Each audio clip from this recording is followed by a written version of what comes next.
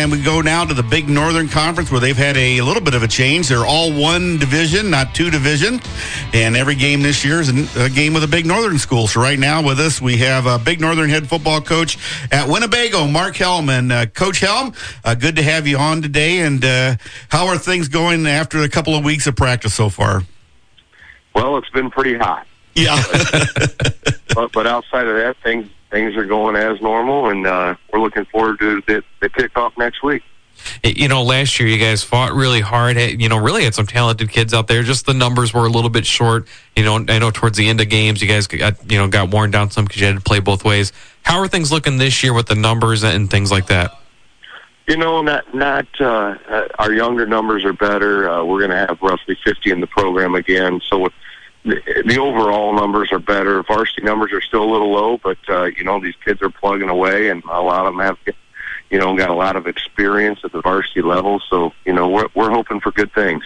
It's kind of an adjustment. You're in the Big Northern with only, I think, 11 football teams, so you don't get to play everybody and all that stuff. And does that kind of change how you look at the season? Because now every game's, if I understand, it's a Big Northern game, right? Yeah, we open up with Marengo, and they just previously left. But outside of that, everybody's a big Northern opponent now, and I think the quality of opponent is very consistent with where it's always been. I mean, it's a loaded conference. Hey, I was going to say, who do some of the teams you guys have on your conference? Because you look around and, you look at, whether it's Rockford Lutheran, obviously, Byron, Stillman Valley, Dixon, teams like that, and then you add some of the other teams that were on the east side previously. It is a pretty deep and loaded conference now. Yeah, it is. You kind of know what to expect when you see, the Stillman Valleys and the Byrons and the Oregons and the Rockford Lutheran. But, it's kind of interesting. We haven't played Genoa for a couple of years, and we had some really good battles with them when I first came to Winnebago, and I'm looking forward to those type games again. We get to see them. I got a lot of respect for Coach McCarty over there and what they do. So it's just going to be kind of fun just to play a few different people again. It's a great atmosphere at Winnebago. I mean, you go over to Winnebago, every night seems like homecoming night. Everybody's into the game. And does that help a little bit with the atmosphere for your kids? Oh, yeah. The last few years we've been able to make some renovations to the stadium and do some things that I think, kind of create a little better atmosphere. And yeah, it's always fun to play here, and especially open up here. I was telling the kids that the other day, our first opportunity is going to be a home game again. So that'll be nice next week, and, just to get out in front of our fans again. Last year you guys were able to attack offensively, in multiple ways, the pass, the run. What are we looking at offensively? Looking at something similar where you kind of are able to do both things? Yeah, I've always tried to get somewhat of a balance there, and I think that, we're still a run-heavy football team, but, we'd like to throw the ball too. So I think with the skill set that we have this year, it's going to allow us to do that again. We've had a couple additions along with the kids that we already had. So, I think it's one of those things where in high school football, if you can mix it up a little bit, that it's going to help your cause. Like you said, your low numbers, do you have a lot of kids going both ways this way? So will your offensive kids see a lot of action on the field and, with the defense and everything as well? Oh, yeah. We were talking about that the other day as a coaching staff, we sense that the kids are really tired. And I told them, I said, well, when they're, you take for granted how many reps they're actually getting in practice. Just that 6 or 8 guy difference from years ago when you maybe had 30 or something like that, and you're at 22, 23 guys. It's crazy how short those lines really are in practice and how many reps the kids get. So it's added fatigue, but in a way they should also be in better shape that way too, I think. I was going to say, does that adjust maybe some of the things you do, especially on the offensive side of the ball where, maybe there's times where you can put some points up quick, but maybe you try to extend some drives out a little bit longer so that way on the defensive side maybe you don't wear down as much? Yeah, I haven't changed the philosophy in how we play so much as how we practice. Mm-hmm.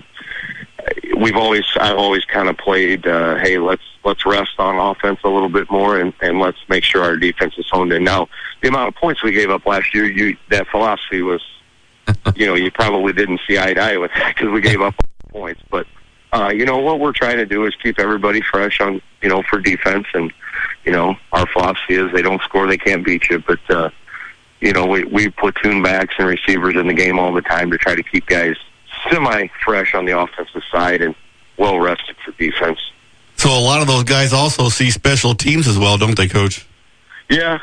And, we take a lot of pride in that as far as, we're not afraid to play, kids on that not only maybe don't play other places, but even kids that do, starters.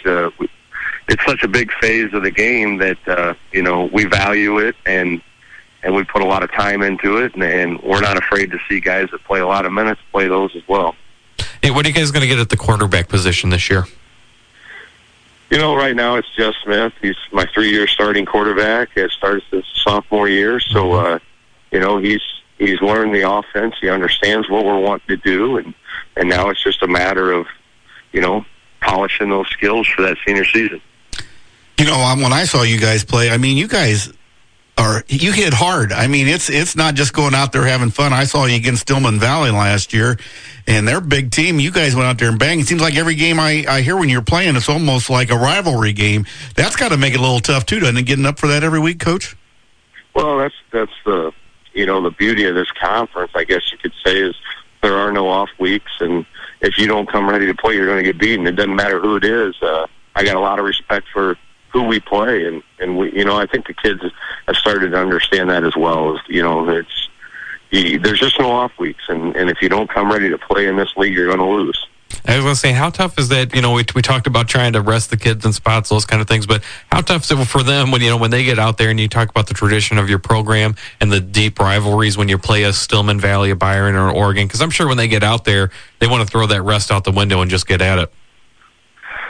I always say, they recover a lot quicker than you or I. So, so sometimes the coaches are, I think, questioning if we got our legs back or, did we hit too much during the week or whatever. And I always say, they're 16 to 18-year-olds.